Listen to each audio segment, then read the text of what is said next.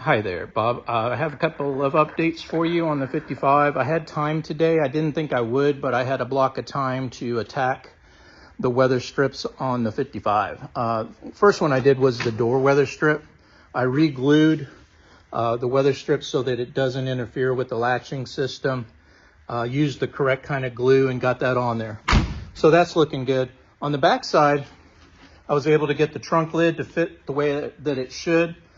Did some adjustments on the arm, removed the weather strip, and then I shaved the weather strip, which took about, about an hour to get this razor bladed off and removed from the weather strip so that only it's basically hollowed out.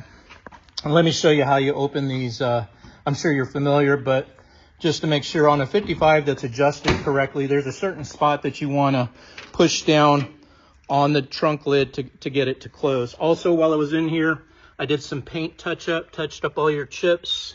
Went around, there was a couple of chips on the exterior right here on the body, a couple on the roof on both sides of the white car. So went ahead and took care of that as well.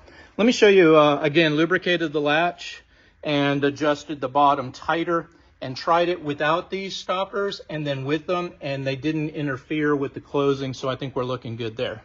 What I do here when I close a properly adjusted trunk is you don't hold it here, you hold it down here, because that's where the latch actually is. So when I close them, I do this. And look at that, nice, not wiggling. Everything is tight, it's not gonna make rattles, and you're looking really good there.